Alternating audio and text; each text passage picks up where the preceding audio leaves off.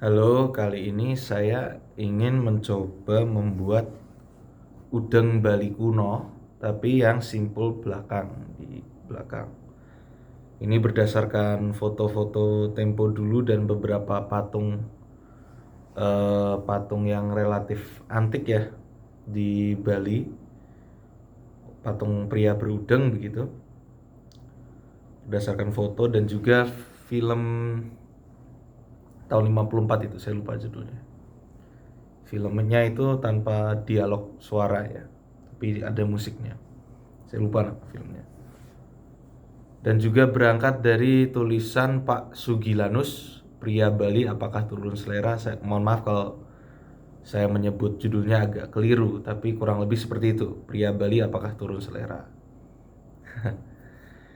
Ya, kita coba. Saya punya dua teori bagaimana cara mewiru udengnya sebelum dipakaikan di kepala. Yang pertama itu pakai wiru seperti wiru udeng Jawa atau ikat Jawa. Jadi di wiru seperti ikat Jawa. Yang kedua itu seperti mewiru ikat atau udeng Bali standar dan juga udeng Tengger begitu. Ya udah kita coba yang pakai teknik mewiru seperti wiru eh, ikat Jawa atau udeng Jawa dulu. Maksudnya udeng Mataraman begitu ya. Dan ini wajib, mungkin sebenarnya tidak wajib ya, cuman paling sohehnya itu ya kalau udengnya itu kotak. Kenapa nanti ada alasannya. Kita langsung 2 menit intro untuk bos wae kok ora mlebu-mlebu neng topik ya. Kita jadi kalau mau wiru udeng atau ikat mataraman itu seperti ini, bolak-balik ya. Usahakan besar lipatan per lapisnya itu hampir sama ya.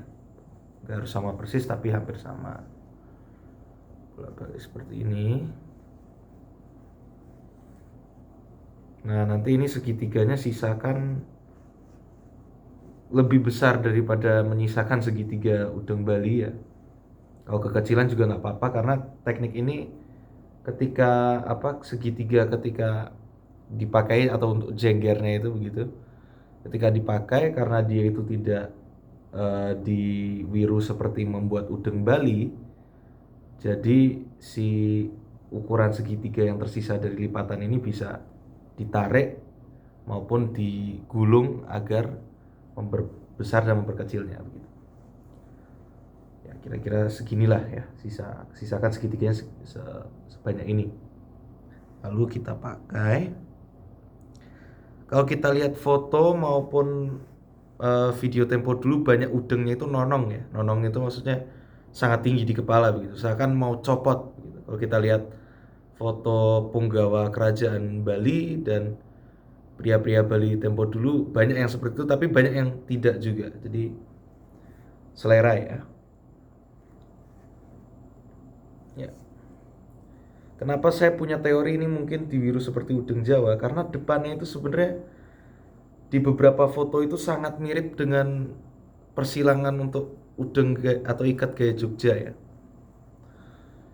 Nah, lalu kita silang seperti ini biasa aja, lalu kita simpulkan di belakang. Ya bisa, kalau saya sendiri simpulnya seperti udeng Bali yang di depan itu, simpul hidup, satunya dibuat ditekuk lalu diikat seperti ini. Atau kalau misalnya kita punya udengnya itu panjang ya dibikin tali wangsul gitu. Jadi kalau udengnya panjang bisa ikat 2 kali.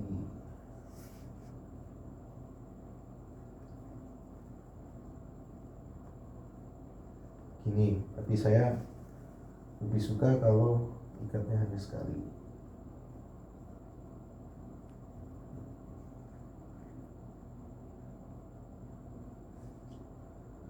Nah ini dia, uh, dimana kita bisa berkreasinya di sini. Jadi ada ini bisa juga sudah selesai di sini saja juga nggak masalah gitu. Tapi kalau di foto tempo dulu, nah ini alasan kenapa disarankan sangat sangat amat hampir diwajibkan udengnya masih harus kotak dan utuh ya. Karena ini kita belah yang belakang ke belakang, yang di depan ke depan, lapisannya sesuai arahnya ya. Lalu bisa kita silang seperti ini, ada yang disilang seperti ini. Lalu ada juga yang dia itu setengah tertutup gitu, dia agak menutupi rambut. Kita belah, lalu kita kesampingkan ke satu sisi dua-duanya.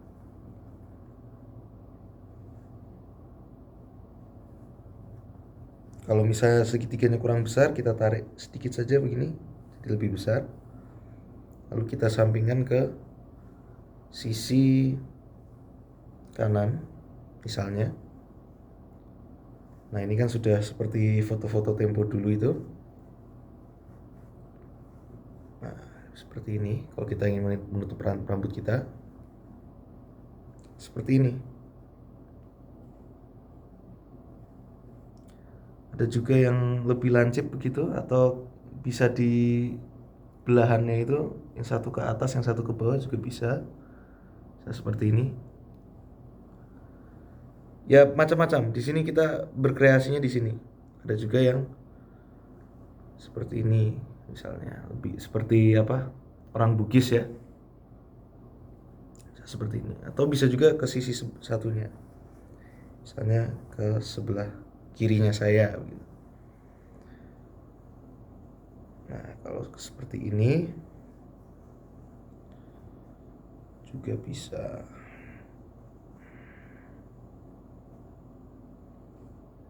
Ini juga seperti orang Bugis ya kelihatannya. Mungkin apakah ini pengaruh dari timur, Indonesia Timur, bisa jadi. Atau ini malah jadinya seperti sapo pepadu.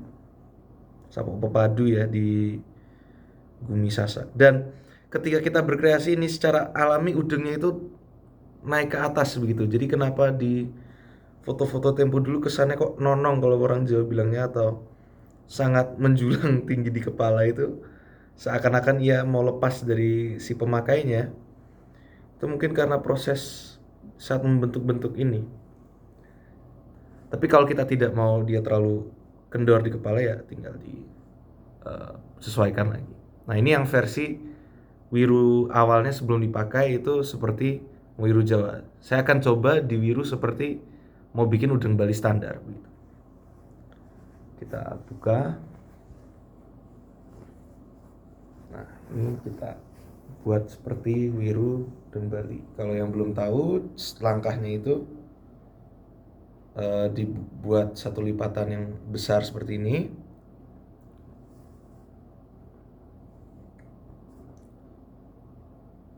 Lalu dibalik udengnya, dan sisa yang di tepi kaki segitiganya itu kita lipat-lipat hingga menutupi lipatan yang pertama itu. Apa? Ya begitulah, rada angel ya.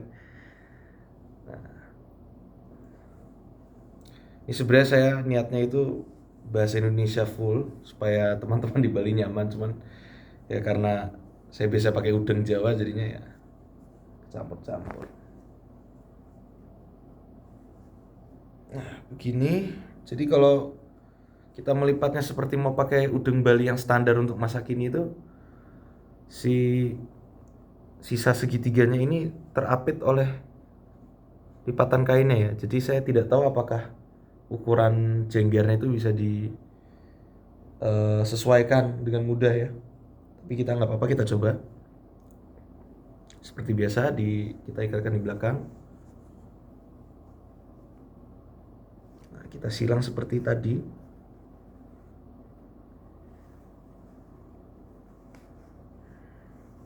Kita silang.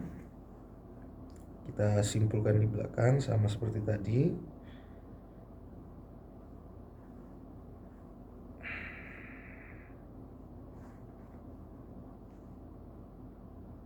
Oke, lalu kita belah sisa udengnya, sisa segitiga yang tadi, dan membuat jenggernya. Ternyata saya membuat segitiga, oh ternyata bisa disetel dengan mudah ya,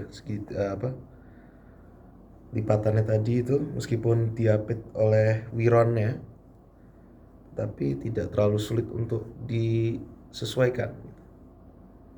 Ya sedikit lebih sulit daripada kalau diwiru seperti di Jawa begitu, tetapi tidak sesulit yang saya kira. Saya kira akan paten gitu. Nah, sudah jadi. Ini mungkin karena rambut saya lagi kurang baik, jadinya ada yang menonjol ya. Jadi ini harus ditutupi. Tapi kalau seandainya rambutnya lebih rata begitu, lebih rapi, mungkin udeng ini rambutnya tidak terlihat seperti melebihi udengnya gitu. Atau kalau mungkin kita copot dulu lalu kita pakai ulang ya, karena itu sifat udeng Bali itu kan keunggulannya di situ, dia bisa dicopot tanpa kehilangan bentuknya begitu. Coba kita pakai ulang lagi.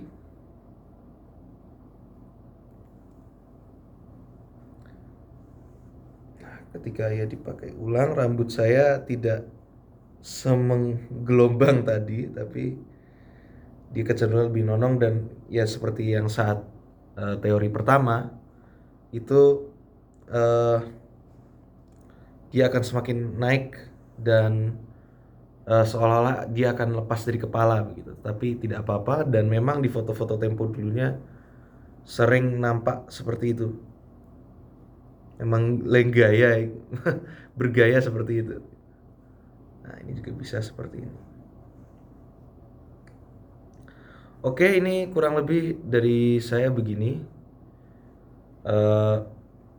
Semoga berkenan, dan saya harap udeng-udeng kuno seperti ini juga bisa ngetren kembali dan dipakai sehari-hari seperti udeng yang sudah mainstream di masa kini.